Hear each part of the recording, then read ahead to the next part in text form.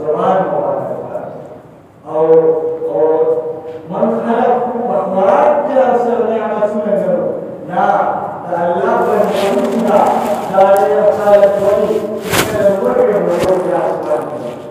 इंसान सरा एहसास करला ने मौजूद पैदा की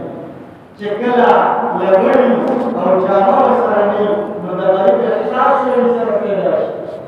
जमाया हुआ वीडियो यो यतीम दे यो यसीर दे पासनो और सिंदो यो बादशाह और राजा रानी की पर यो बात यो मार्गो अति लाशियो इलायो वो दखार का वाजिबन ने मक्के वाले खानून दरवाजे नदी में खबर खार मेरे दरवाजे में नवाचे यार को वो दखार का वाजिबन ने जमाना बात तेरे और आवाज रहा यो फकीरो अल्लाह से ताल्लुक और अल्लाह बने के मस्त ज़रे दिया कि भगवान को भी की हाँ और अल्लाह ताला में राज और न्याज दे और ज़मान लाले माता उठे कमा रखे माता कपड़े कम रखे ज़रा बड़े ज़रा शुरू की देखेगा ज़मान मालिक ची आवाज़ लुटे और फर्क और कुकड़े और बादशाह दत्ते बादशाह हम पर करे दे दुनिया ने हमारे पिकड़े और दुनिया बेवकूफ करे दत्ता अतो पे दो हर पारा जिबास पर दरवाजे तकती को बड़ा यूज़ अल्लाह पर दे बादशाह का बादशाह हुआ करेगा और ये सब वर्क और ये उन्हें बात करे दवा के और खबर ना बता कर चिकल इंसान ना ये मार्ग वायुसी ना बड़ा यूज़ बारसूना लिया लोग की ज़्यादा दवा फकीर चीनी पशु होतियो और दरवा जेते डरवाए हुआ हर कोई बादशाह दरवाजे बंद करी खूब वाला अल्लाह को इज्जत व तकबीर क्यों वे फकीरा तासर ज़मासूना मीनरा और सरफरिश्तों औलाद इस्तासूना तस्कीरें को और तासूना फखर को नोइदा फखर और तस्कीरें वज़ने बेवकूफ अच्छा है और दराज न्यास बना है और कोई बादशाह ही बता लगा दा फकीर आवाज में और तो भी मिस्ता जिन्हें अल्लाह सब करेगा ये मेरे तेरा शान है राम राम अल्लाह का नियामत नबी यदि वो बतानी हां और ये वक्त पूरा का इन्होंने के फन वाके अल्लाह इबादत और बंदगी दुश्मन में दशपर रोजी इन्होंने इस्तेमाल पैगंबर सल्लल्लाहु अलैहि वसल्लम ने फजीलत है जो कभी उनको इत्तेमाम हां और अल्लाह हम गवी अल्लाह खौफ इंसान दराज हां जगह खुराक बनने के स्कार्फ बनने के जान बंदर माशूमान में जुदा सा दार उजर आगा ci Allah gaske azabuna ci dalena insanan suke Quran suke wurin wata bana usa Isa alayhi salatu wassalam mai yore ma mutiri da har nawazira shirin surira Isa alayhi salatu wassalam da kalkun khutira ukra da gabaste aw da kiri kalku terida sikari wimun ci tarkam waqt da abadu da bi qur'an da chira عليه الصلاة والسلام الله السلام ويلا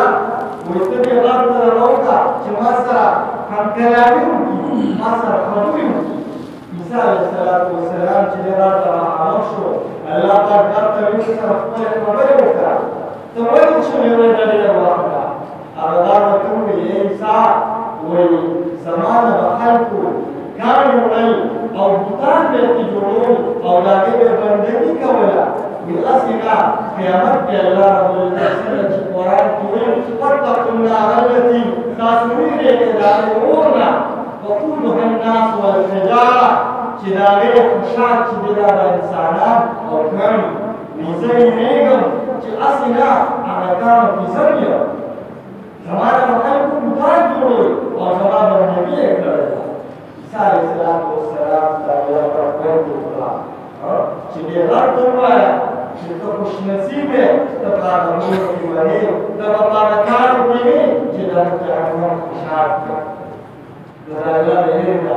उन्होंने चीज़ अभी बच्चे हुआ अभी बच्चे मौत में इंसानान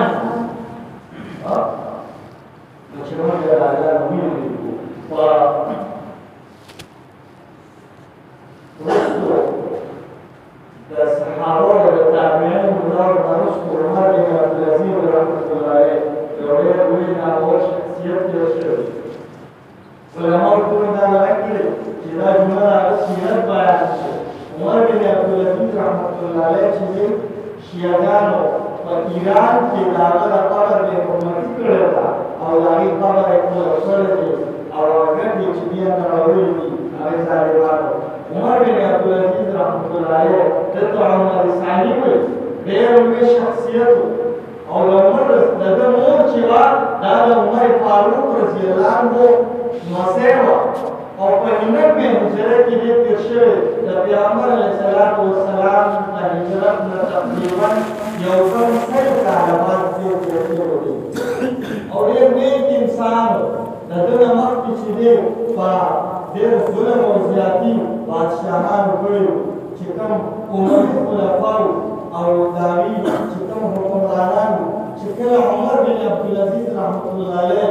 دا خلیفه شو او بادشاه و شاهي خاندان نو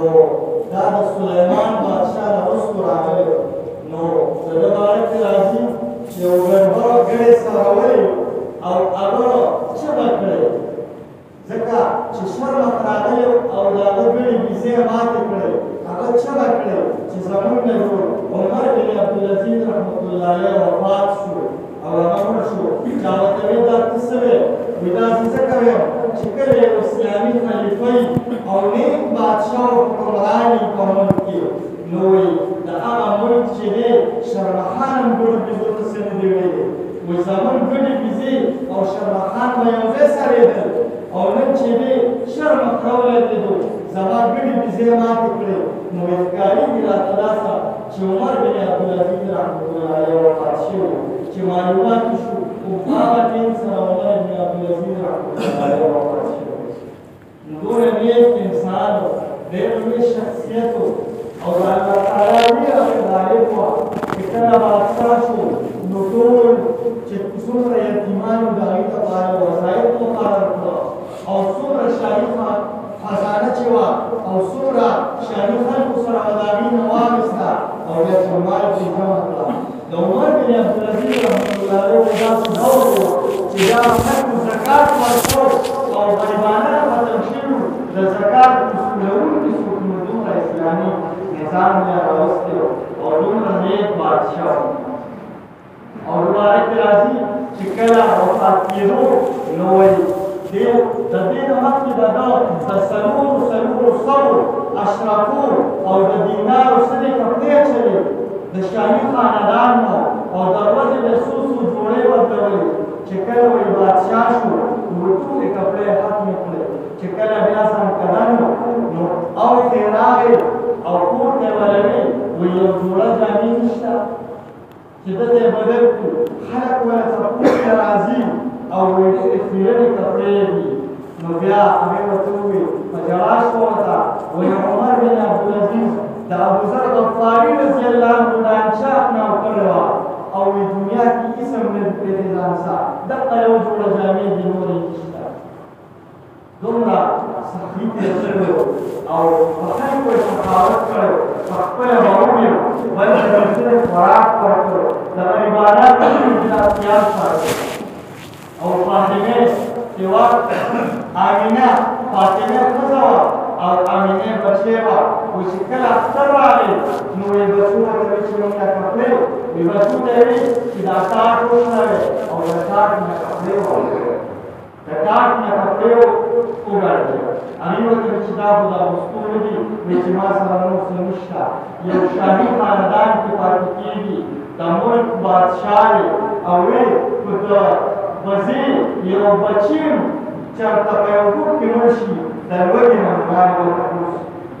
یو اسلامي بادشاه کله چې د ملک بادشاه